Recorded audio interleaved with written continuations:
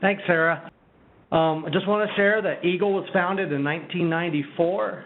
We're headquartered in Dayton, Ohio, with offices in Florida, California, and Washington, D.C.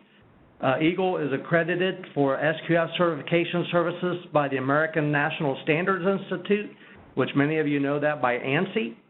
In 2016, we will hold up to 2,000 active certificates in several different standards. We serve over 15 countries, and we employ over 100 competent auditors. Eagle has 6 core markets. They include food safety, health and safety, aerospace, automotive, medical devices, and environmental.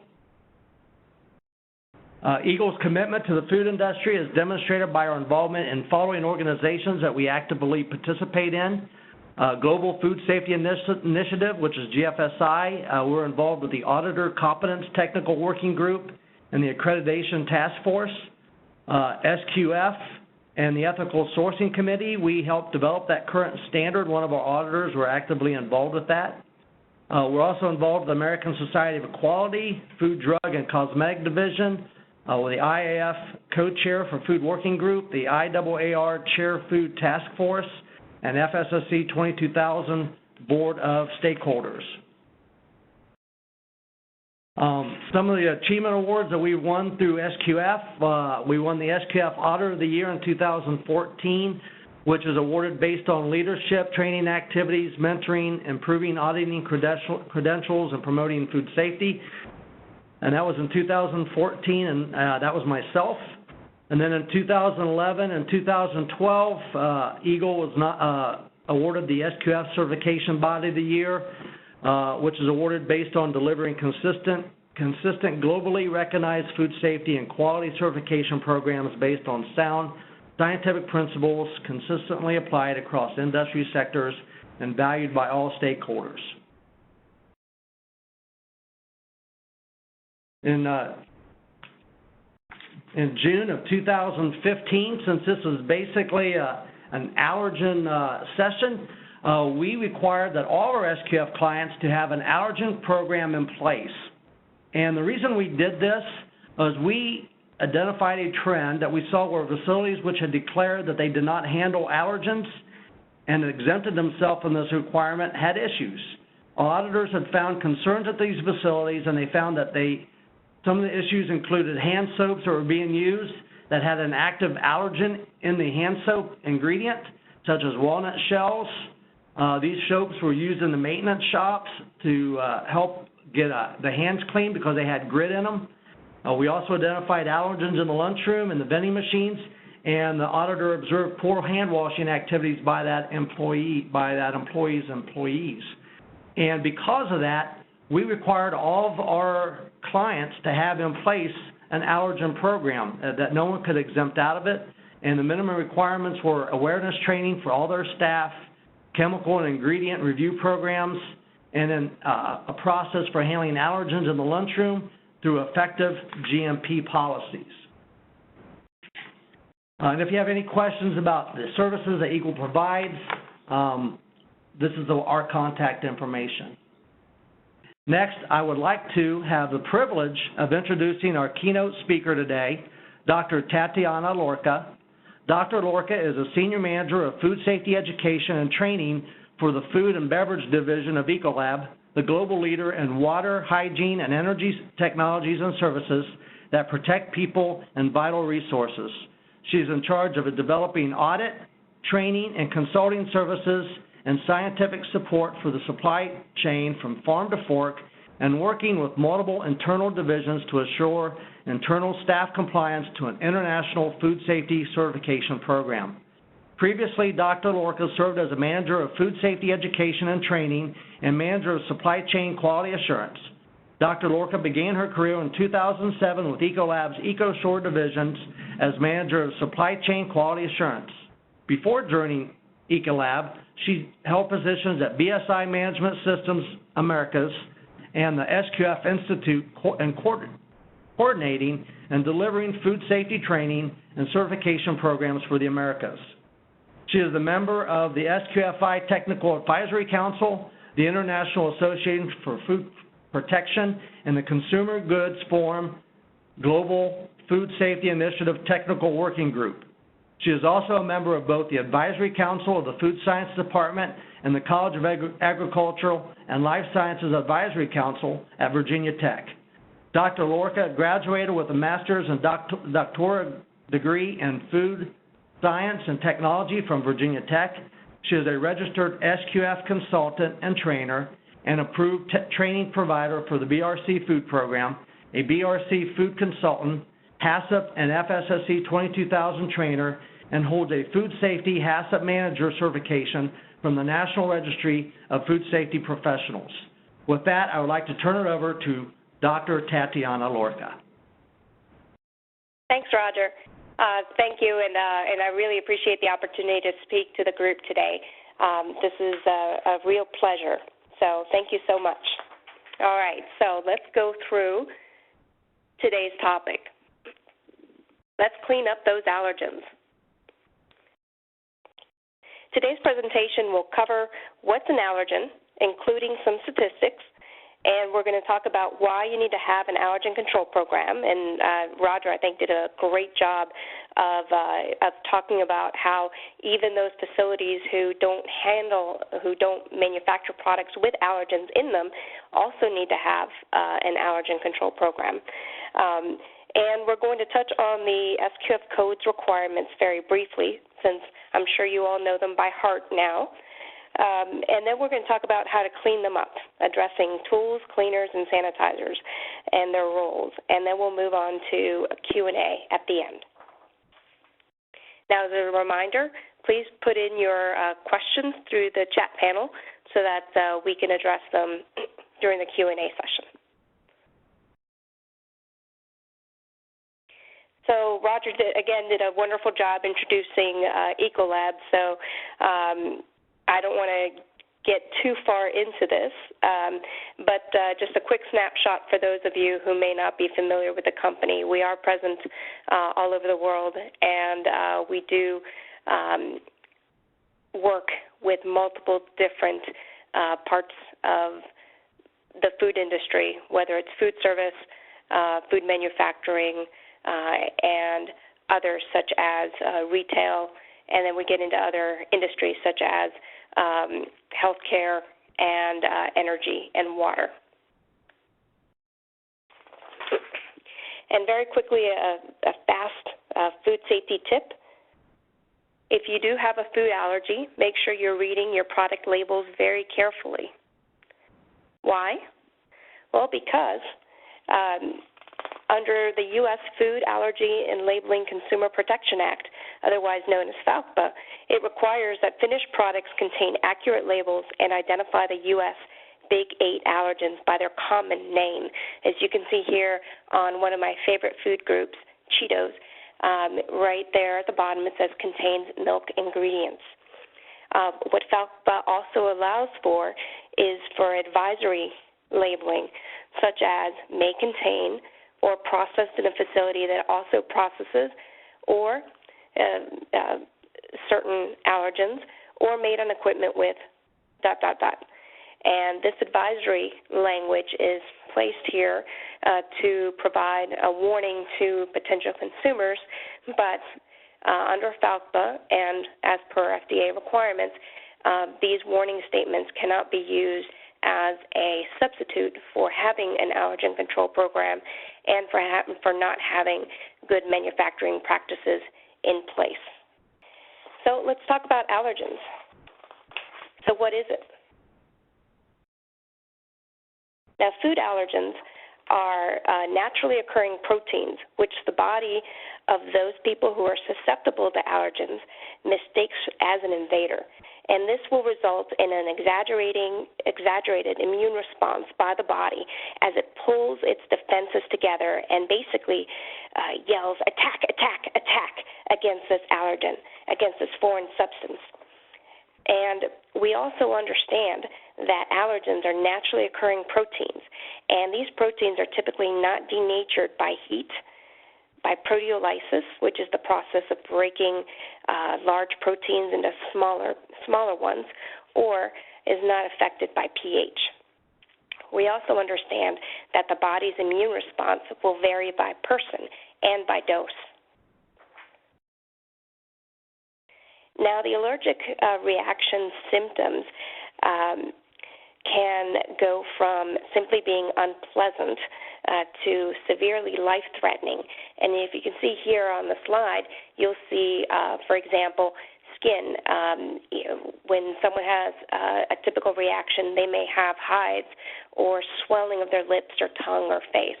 And as you keep going down the line, these tend to be more severe allergic reaction symptoms. We start with the skin, then we move into the GI system where it causes issues with nausea, cramps, diarrhea. Then we move into respiratory where we start to see the scary things such as a struggle for air. And then comes the circulatory issues where we start to see the blood pressure drops, and as a result, someone could lose consciousness. And then the worst of all is anaphylaxis, and this happens when susceptible people react to an allergen, and this results in multiple organ systems being triggered, and they start to fail, and death is possible within 10 minutes. So this list of symptoms here should show you that allergens are not a laughing matter. There are things that need to be controlled for our consumers and our companies' well-being. What else do we know? We know that even trace amounts of an allergen can cause a reaction in susceptible populations. We also know that in the U.S., we have not defined thresholds yet, and testing methodology sensitivities also vary. And for those susceptible, avoiding contact or ingestion of an allergen is the only protection. We also know that there's currently no cure for allergens, though many researchers are making advances in this area. All food processing facilities need to address allergens, and they need to investigate potential sources or routes for entry and cross-contamination.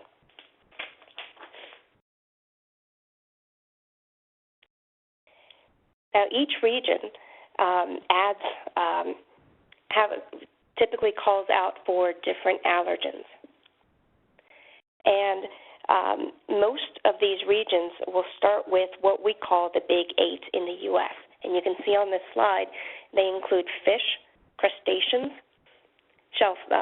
eggs, milk, peanuts, tree nuts, soy, and wheat. And that's pretty much the starting point for the majority of countries where allergen declaration and labeling is required.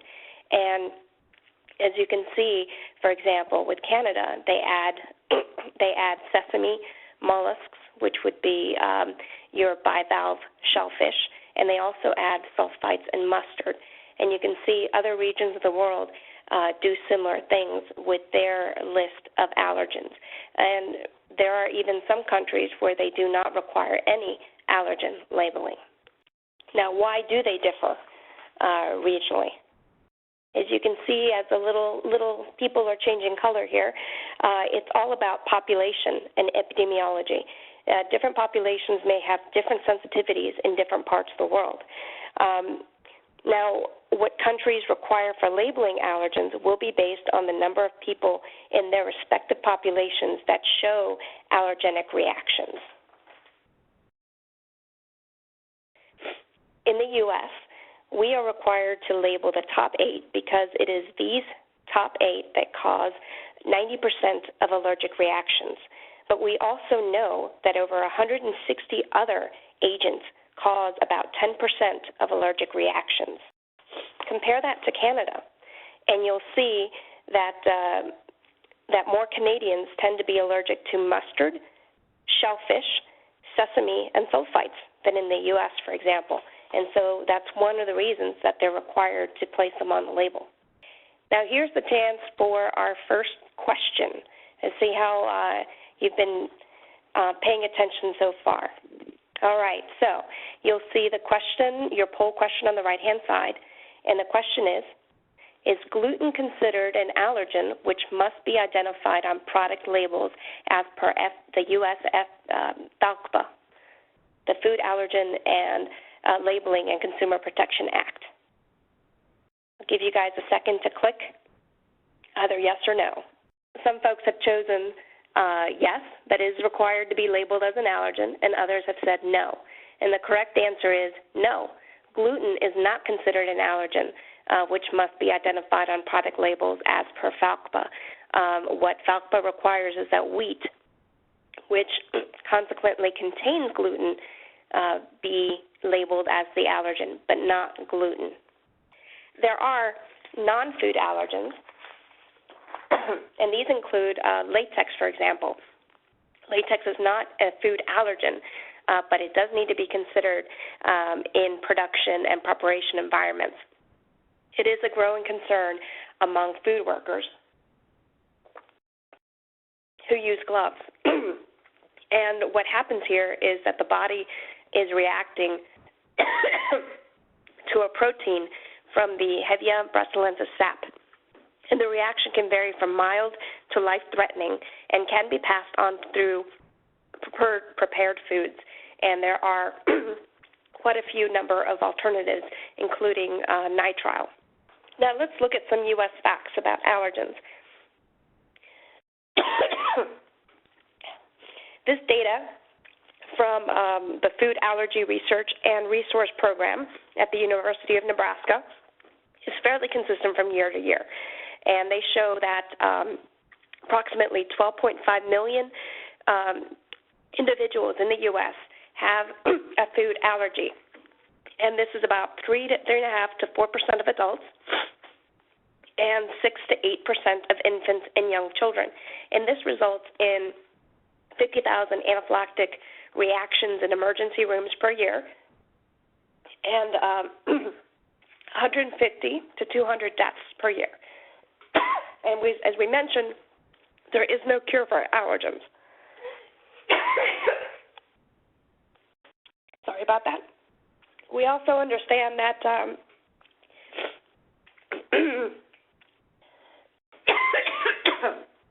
sorry, I'm getting over a cold here.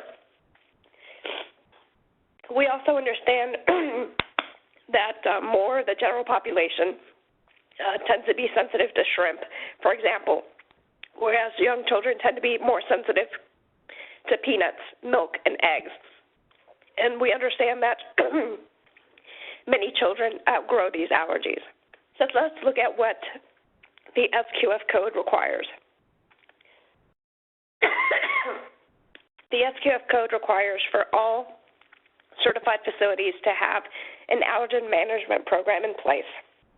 And this means that they need to look at the potential sources of allergens which may sneak in to their finished product from multiple sources, including raw materials, ingredients, and staff, as well as from suppliers, from equipment, and through general cross-contact.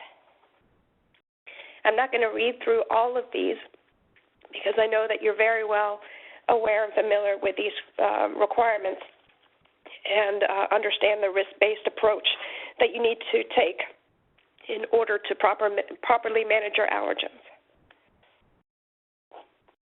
So let's ask ourselves, why is this important? Now, besides the fact that we are that when we make a product that has an undeclared allergen, it may cause harm to the allergic consumer. So we are talking about lives here. Undeclared allergens are a big cause of food recalls. This data was presented at last year's SQF Technical Advisory Council, and it showed that the majority of recalls in 2015 were caused by chemical hazards. And we classify allergens as a chemical hazard. As you can see here, for all recalls, chemical hazards are the greatest. And if you start looking at SQF certified facilities, biological did outnumber chemical, but chemical is still pretty darn high.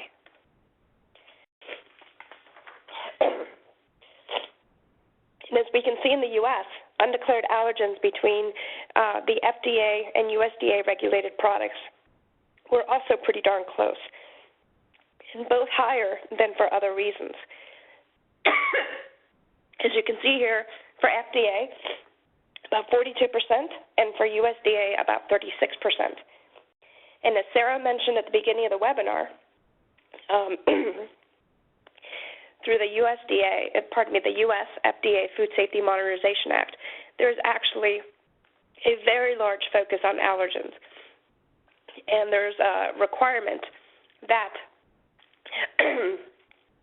that proper labeling, proper packaging, and that the prevention of allergen cross-contact be specifically addressed. Now, a study was published in 2013 which addresses the top errors that lead to allergen recalls. And as you can see here, this was based on several years of data that was compiled by Gendel in 2013. And you can see here, number one, the omission of the information on the label. 2, the wrong package. 3, having the wrong terminology on the label. So, for example, specifying dairy instead of stating milk as per FACPA requirements. That there was no carry-through of the allergen declaration from an ingredient. That there were cross-contact issues. Using the wrong label, using the wrong ingredient, that the processor was unaware of the labeling requirements, that the ingredient was mislabeled, or the product label was not updated when there was a formula change. So it really comes down to allergen management versus allergen control. So how do we manage these? Well, if we are going to control allergens, if we're going to control them, then we would only produce allergen-free products or allergen-containing products inside of our facilities. And if we had the ability, we would actually have separate plants for the different allergens. But not everybody has the ability to do this. So what we have to look at is when we are producing both allergen-free and allergen-containing foods in the same facility, that we look at the potential sources for contamination. That's where we move from allergen control to allergen management. And this is part of the food industry's strategy. Either they focus on allergen control by manufacturing products with identical allergens, or have dedicated lines or plants, or address a holistic allergen prevention plan, which includes controls over all of the areas where allergens could sneak into the production environment, and also address cleaning and verification. So what typically happens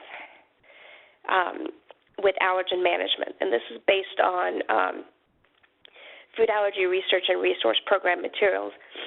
You can see that typically what happens is that shared equipment isn't cleaned properly, or that rework gets misused, or that there's a change in the formulation, or that ingredients get switched out, or basically that folks have poor procedures for handling materials, for sampling, or for rework.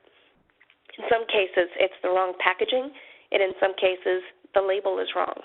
And at the end of the day, the fundamental issue is human error, and where human error can play in destroying allergen management programs, you need to combat this with training. Folks need to understand why allergen control is important, what an allergen is, what allergens you have in your facility, and the potential for cross-contact, which would include assuring that good manufacturing practices are in place and specific allergen control programs be in place. So if you look at this list, you can see that there are lots of areas where allergens could sneak into a facility, including through the product development process, through the acquisition and entry of raw materials and ingredients. Sometimes a supplier might send you the wrong thing, or a supplier's process may have changed, or they may now have an allergen inside the facility without having proper allergen controls in place. There could also be an issue with your own design of your equipment, where your equipment is serving as an area where allergens can get introduced accidentally into products that should not contain those allergens, whether there are little areas where the allergens can get stuck and then end up in the wrong product. For example, not following proper scheduling processes could also potentially introduce allergens. Uncontrolled rework could also be an issue. Labeling and packaging, and cleaning and sanitation, where I'm going to focus.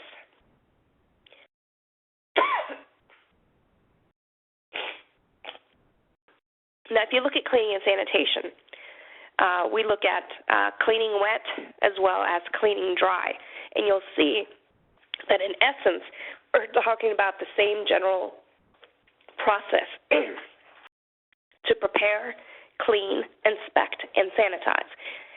The big difference between wet sanitation and dry sanitation is, you guessed it, the use of water in wet sanitation, controlled wet sanitation, and then the lack of water that's used in dry sanitation. But it's generally the same overall process. So time for a second poll question. Now, what products will successfully kill allergens? Heat, an allergen-certified cleaner, an allergen-certified sanitizer, or D, none of the above? Is it heat? Nope. So it's not A. And for those of you who were paying attention early on, we know that heat will not kill, affect, or denature an allergen. And how about an allergen-certified cleaner or an allergen-certified sanitizer? Answers B and C. Nope. These items will not kill, affect, denature, or otherwise affect an allergen. Now we're going to look at the roles of cleaners and sanitizers in the sanitation steps next, and this will explain why. Now, cleaning is the process of removing a soil from a surface. And a soil could be any of the following. Could be a food product residue, a product, it could be fat, it could be protein, minerals, carbohydrates, simple and complex soils, all those things. It could be water. It could be airborne contamination. It could be transient soil from your workers. It could be detergent ingredients. It could also be microorganisms. By cleaning, we are removing this from the surface. Now, the role of a cleaner is to make it easier to remove the soil from that surface. For example, in wet cleaning operations, a cleaner is going to help make the soil more soluble in water so that it can be removed more easily, therefore facilitate the removal of soil.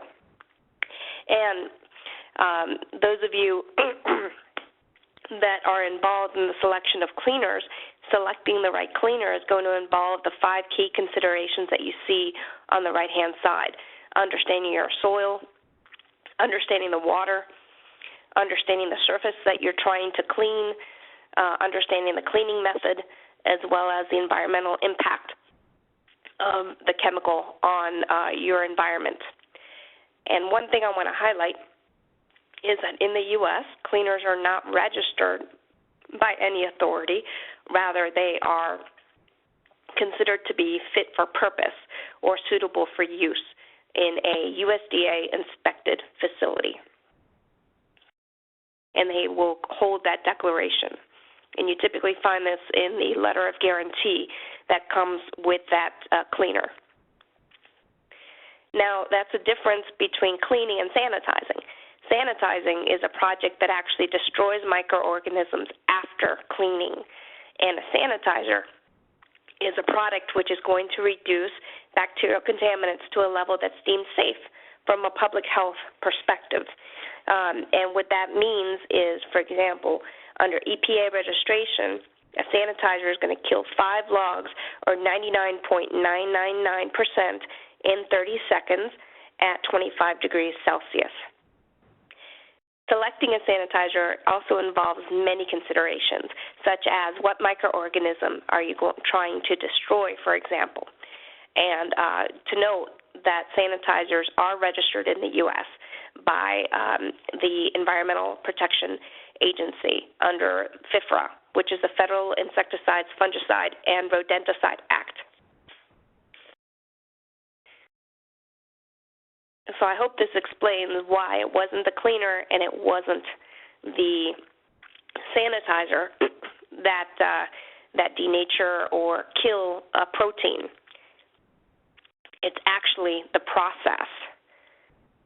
And that process requires that you have written cleaning instructions, and we typically call these SOPs, or Sanitation Standard Operating Procedures, that you've got the right tools, that you conduct your cleaning and sanitation in controlled manner so that you're not splashing materials everywhere or aerosolizing soils into the air or splashing it onto other equipment or dragging them around.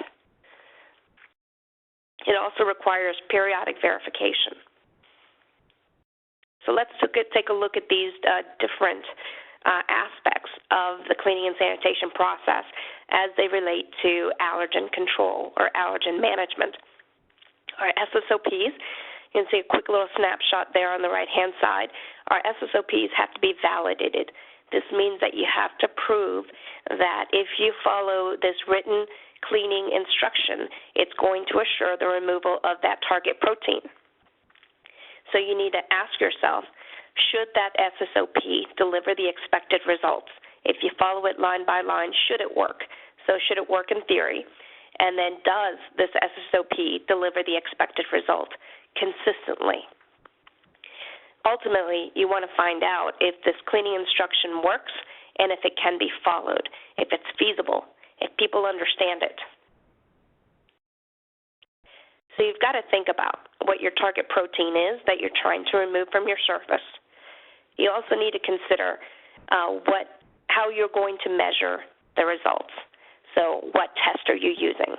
And for validation, you should be using the best science possible, which typically translates to a protein-specific test. You need to identify what the acceptance criteria is. What are you going to call a pass? And then you need to identify how many passes you're going to require in order to be able to stand up and say, yes, I have validated this SSOP. And one of the nice things about working in the food industry is that we tend to go by the rule of 3 passes, and we consider that process to be validated. And if we make a change or if it doesn't work, then we need to modify our process and retest until we get the right number of passes. And then you need to look around the environment and ask yourself, okay, what other means do we have to prevent cross-contamination? So aside from proper storage, for example, or for how we move materials from one part of the plant to the other, do we have dedicated cleaning tools, for example? And are we using them properly and storing them properly to minimize the potential for cross-contamination or cross-contact?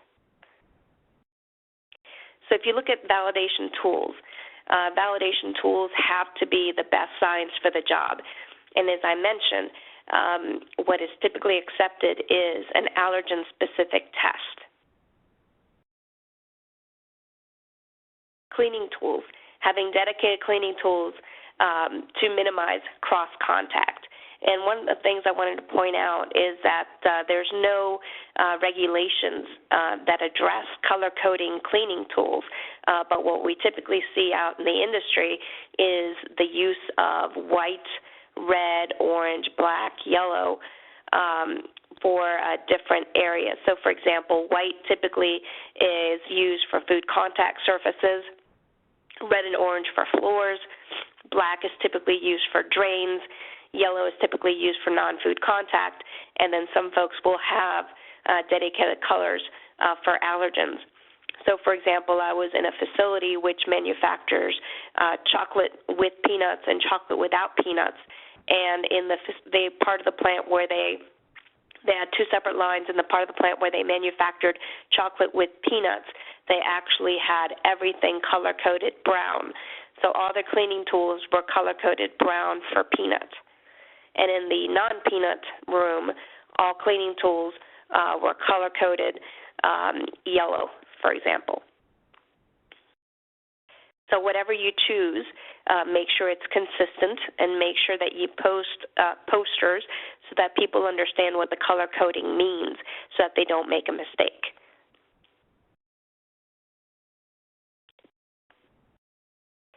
And, of course, controlled cleaning. When you are cleaning, you need to minimize the potential for cross-contamination or cross-contact. And as you can see here, this operator is spraying, using a high-pressure hose to spray water down directly into the drain. And if you think about this, what's going to happen is you're going to aerosolize whatever is inside that drain. It's going to get into the environment and could potentially deposit itself on other pieces of equipment as well as on this production worker. So as much fun as high-pressure nozzles are to use when you're cleaning, and I'm guilty of that. I've got my own power washer, and I love that machine. You don't want high-pressure hoses being used for cleaning in a food production environment. It'll just splash and aerosolize everything all over the place, and it would not be considered controlled cleaning. Now, periodic verification. What we mean by periodic verification is that we have proof that the validated cleaning and sanitation process is being carried out, that it's being carried out and that it's being carried out consistently. And typically tools for verification include lots of different things, such as pre-op inspections, supervisor walkthroughs, GMP inspections, internal audits, lots of things, different tools that you can use to check to see if people really are doing what they are supposed to be doing. There are also quick tools out there, such as highly sensitive ATP tests that will tell you if you've got a very small amount of residue of some kind left on production equipment. And for the most part, people will use this in conjunction with a regular ATP test in order to show that they have effectively removed the soil down to the smallest sensitivity level of the highly sensitive ATP test.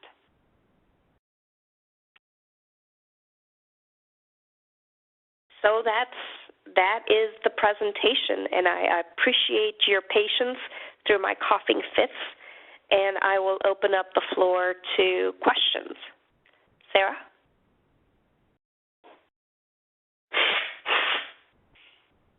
Thanks, Tatiana. We did receive a number of questions, and we forwarded them on to you. Did you receive the questions? They're in the chat box. Give me 1 sec. Let me click this on. Sure. Okay. Here we go. Okay. So first question, can you speak about storing foods with different allergens? For example, how far apart they need to be. At the end of the day, it comes down to common sense. You want to make sure that you are not storing unlike allergens together. What you need to be concerned about is the potential for the package breaking or for any residue of that product or that ingredient that could be on the outside of the package from getting into or onto product that isn't supposed or ingredient that isn't supposed to have that allergen. So you don't put allergens on top of non-allergens and you want to make sure that you are properly stacking materials so that you're taking into account product formulations if you can. Best practice is typically to have segregated areas of your warehouse if you have the ability to do that, and have signage so that people don't make mistakes, and that when ruptured packaging happens, that people know what to do in order to minimize the potential of cross-contact of that allergen getting into something that it shouldn't be in. As far as distance, ultimately it's up to you to prove that whatever distance you use or whatever methods you use are appropriate. As I said, best practice is to have separate dedicated areas if you have the ability to do that. Okay. Question 2, we currently manufacture a snack mix that contains a honey mustard pretzel. If we were to ship to Canada, would we need to have a separate package containing a separate allergen warning to identify the mustard allergen? Yes. You would need to identify to your customer that is purchasing the product in Canada that you have mustard, because mustard is an allergen recognized by Canadian authorities that must be declared on the label. Question, ginkgo nut is listed as an allergen. We found the protein in leaf and declared it as an allergen. Since there's no specific testing for ginkgo allergen, our customers are questioning about how we make sure that there are allergens in the leaf. Well, this is a pretty tricky question, and I wish I were an immunologist and could give you a better answer for this, but ultimately comes down to what the regulatory authority calls an allergen. If the regulatory authority lists ginkgo nut as one of the tree nuts, that needs to be listed as an allergen. It has to be declared. There's a lot of discussion amongst researchers about different tree nuts and whether or not they are indeed true allergens or not. But ultimately, you need to go with what, if you're making it in the U.S., you need to go with what the U.S. FALCBA says, and then what the regulatory authority in the country of destination says that needs to be labeled. Next question, right along these lines. Why are coconuts considered by regulatory agencies an allergen, whereas my discussions with FARP indicate otherwise? This is right along the lines of the last question. Ultimately, it comes down to if the regulatory authority calls it a tree nut, which a coconut is considered to be a tree nut, and it is listed on the FDA website as a tree nut. It needs to be declared as an allergen.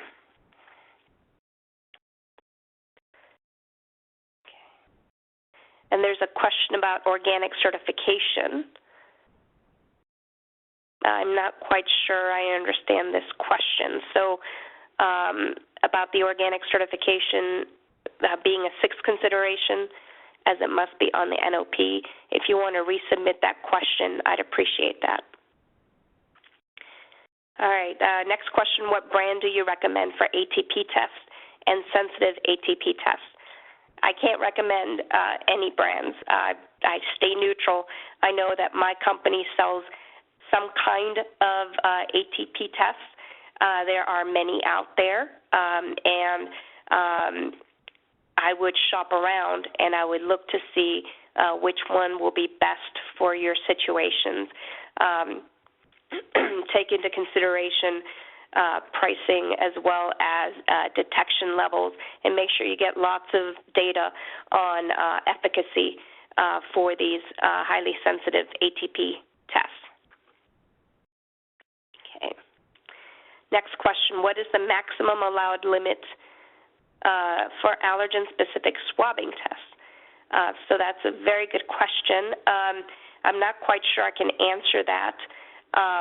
As I mentioned in the presentation, The detection limits vary by test. They can also vary by manufacturer, and some are protein specific, and they tend to be less sensitive than others, which are very specific to a specific protein, like egg, for example. And the better the science gets as these companies develop these test kits, the more sensitive you're going to find these kits out there. At the end of the day, you want to use the best science that's available in order to validate your cleaning and sanitation process, that you have removed the target allergen of concern. And once you have proven that with the best science, then you can move to something that's a little less sensitive. What's the cost of an ATP test? Unfortunately, I'm not involved in pricing, and so I have no idea how much an ATP test would cost. I'm sure you could reach out to whoever your cleaning and sanitation chemical provider is, and they'd be delighted to tell you how much they cost.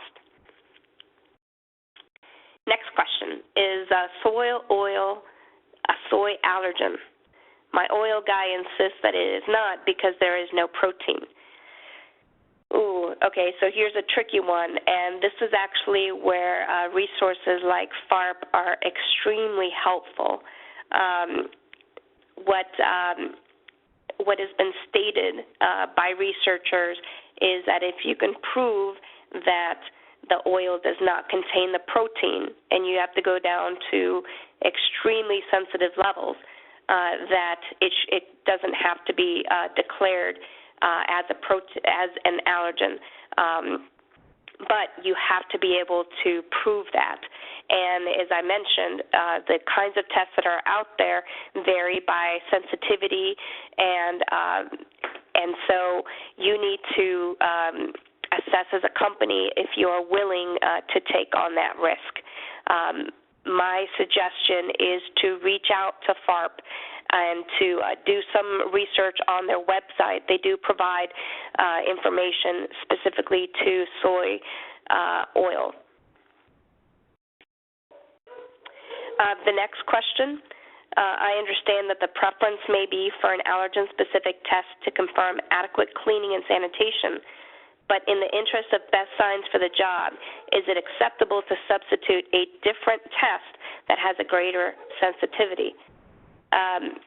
Ultimately, that is your decision. Some facilities have to do that because there are not specific tests for a specific rapid test for a specific allergen. And so they can be detected through HPLC, for example, but who's got the money to set up an HPLC system inside their labs?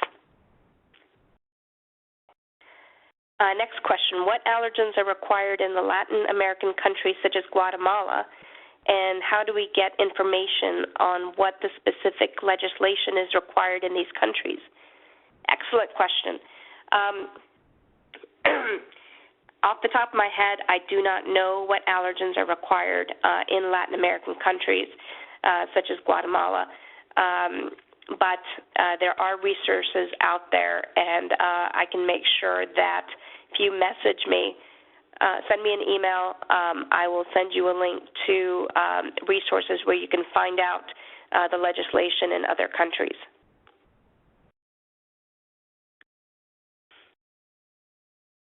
Next question, after we clean with a sanitizer, does it have to be air dried or do we need to dry it with a towel? Does it make a difference? Yes, it makes a difference. If you, depending on how you are cleaning, if you're trying to do dry cleaning as much as possible, you can dry it with a towel, but it needs to be a clean towel. and you need to make sure that it doesn't introduce fibers onto the surface.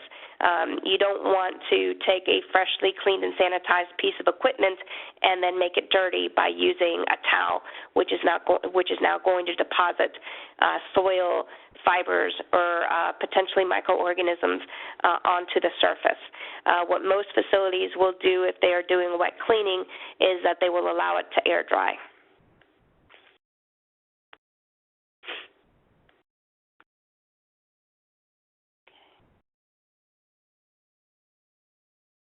Okay, the next question is, why is it that heat can't kill an allergen? If we use heat, we can denature a protein, and most of these allergens are proteins. You are correct, most of these allergens are proteins, and if we can change the structure of the protein, but there is no evidence, not much scientific evidence out there that shows that we have rendered a protein less allergenic by applying heat, by denaturing it somehow. Next question, can pallets used for allergenic ingredients be reused to ship finished product? Ultimately, that is up to you. Your facility, you need to take a look at that as a potential risk for cross-contact to your finished product. And you need to understand what the final packaging of your finished product is and how it will protect the product from becoming contaminated with an unintended allergen. So do your risk assessment. Prove to yourself that it's not a risk and before you move forward. Next question.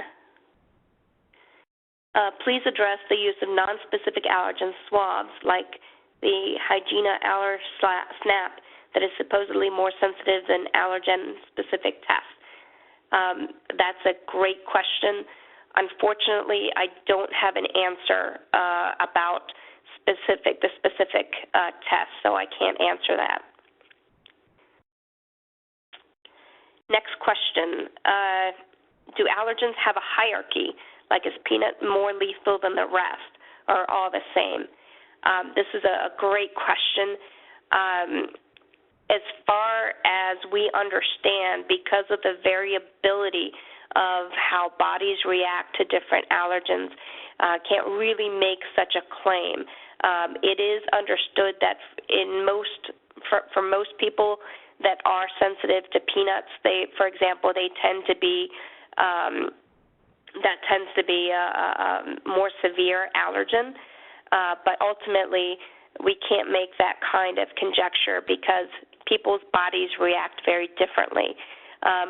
For example, I have a colleague who is allergic to peanuts, and he has very mild symptoms as a result of that allergy, and he'll just get gastrointestinal distress, so he'll get some diarrhea if he is exposed to peanuts or eats peanuts. And I compare him with one of my roommates in college who was so allergic to peanuts that she couldn't walk into a restaurant that served peanuts on the tables because even the peanut dust in the air, if she breathed that in, it would cause an immediate reaction in her body, and she would go into anaphylactic shock. So it's because of the variability, it's something that is not easy to categorize as which allergens are more deadly than others. If a facility is allergen-free, posting only the peanut-free signage in the lunchroom is enough. Okay. Not quite sure I understand that question. Ultimately, you need to look at your facility. You need to understand what products you are managing in the facility and what product claims that you are making, and manage those accordingly. Okay, next question. We have allergens with 3 shelves. we have racks with 3 shelves. Every shelf has to be designated for each one allergen, or on each shelf can we have 3 different allergens. Ultimately, that comes down to how you want to manage your allergens. Think about what the potential is for cross-contact between one allergen and the other, and whether or not those allergens are going to end up in the same product. Next question. Will SQF auditors ask facilities about latex program, even though it's not an allergen? If yes, what is the SQF requirement for latex usage? Since we have Roger Roth on the line, I'm going to throw this question at Roger. Roger? I had to unmute my phone, Tatiana. What we would look at, especially when we go into a packaging manufacturing facility, we would look at your latex program. But if we would even go to a food facility, we'd look to see what your gloves, what they're made of, or they're appropriate, because there is a code element in the standard that talks about are the materials, are the clothing, those type of things like gloves and aprons, are they made of materials that are not toxic or not going to be a food safety hazard? So yes, an auditor would look at, do you have any latex with your gloves, that type of thing that could contribute to adding a hazard to your product.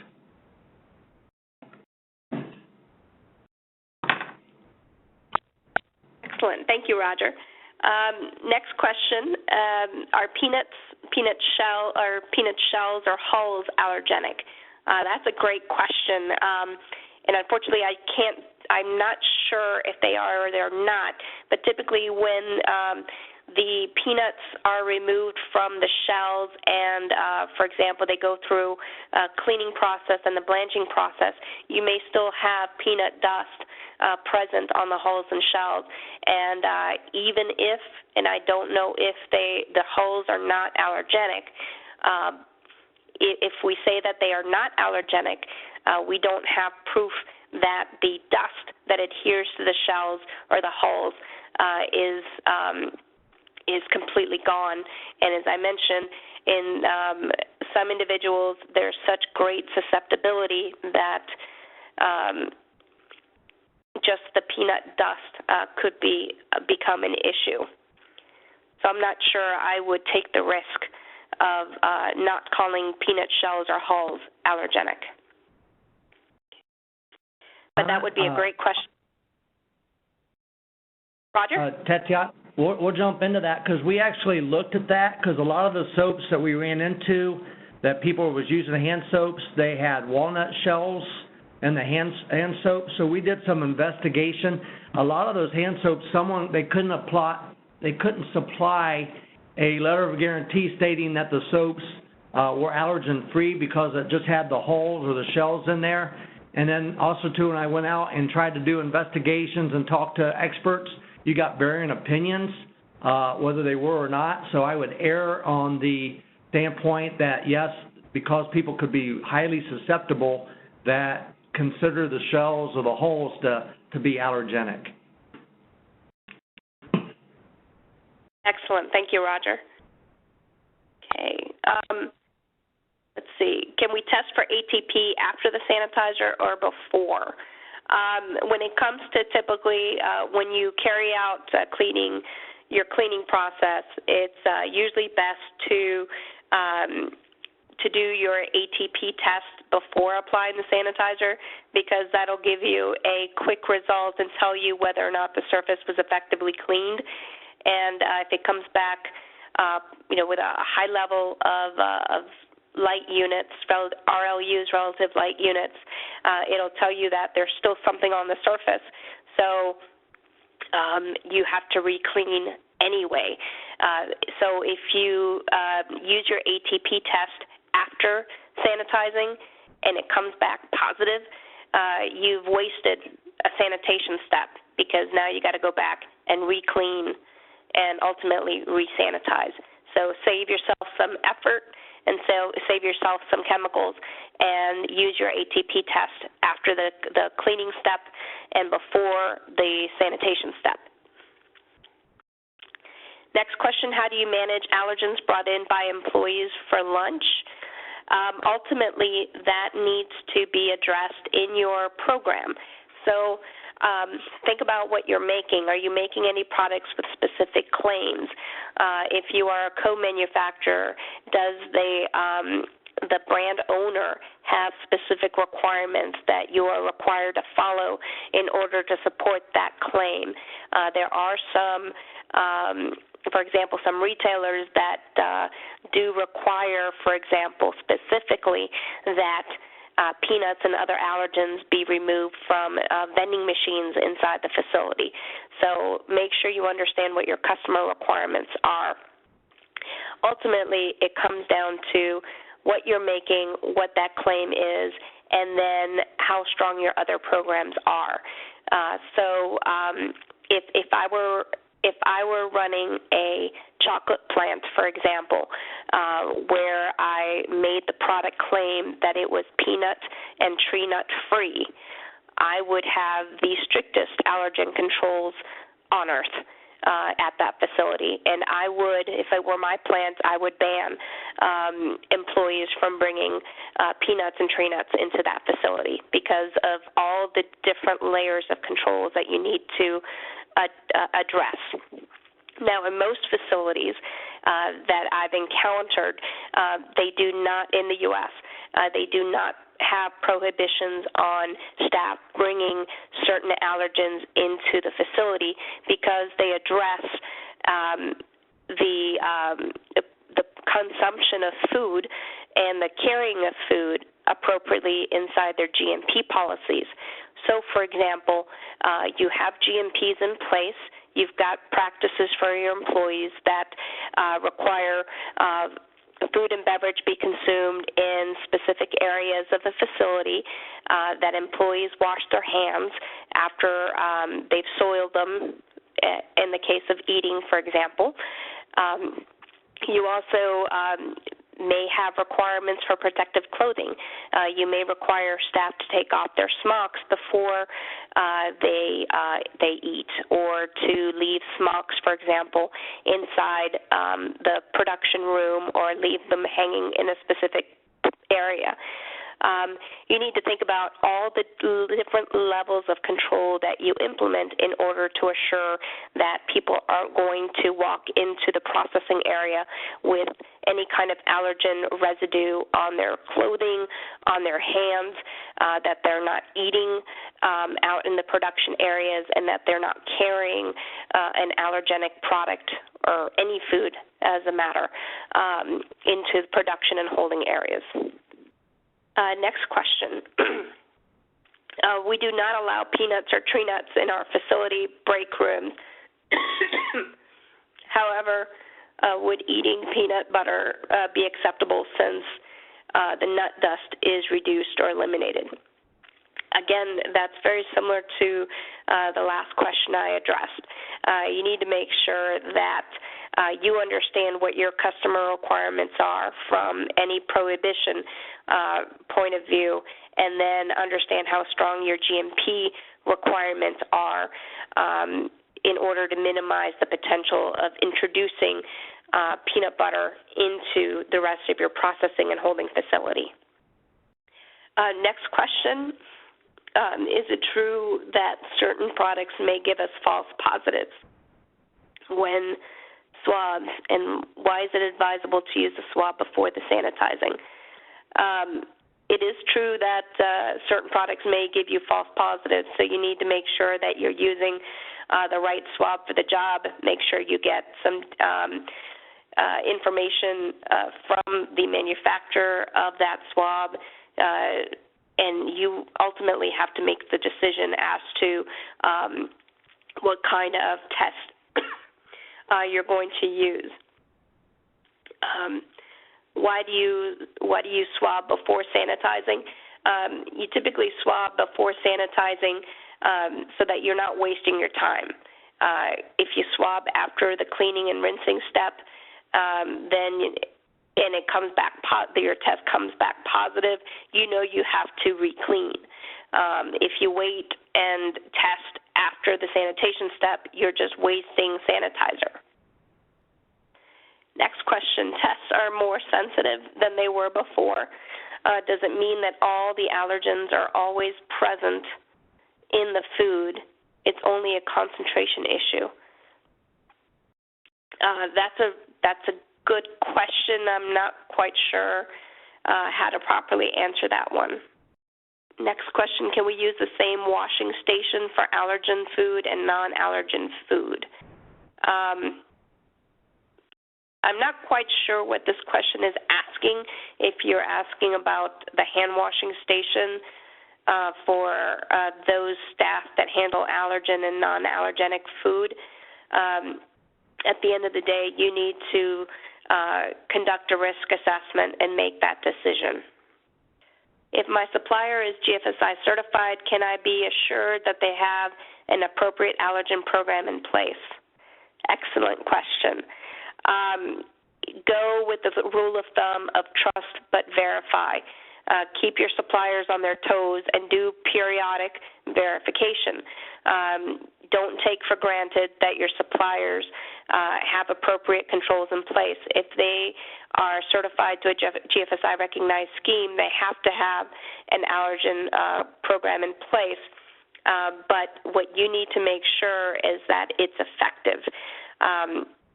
Make sure that you address changes with that supplier so that if the supplier makes a change in their product or process, that they inform you and they prove that their controls are still effective when it comes down to allergens. Okay. Coconut, yes, coconut is a tree nut. Coconut, yes, coconut is an allergen because it is considered a tree nut. When you're using color-coded cleaning utensils per allergen, what would you use when you're cleaning multiple allergens at the same time? That's a great question. I'd have to take a look at your process, at your cleaning process, in order to make that decision. Do you know of a specific test for fiber testing when you switch between fiber and non-fiber products? Great question. I do not know of a specific test for fibers.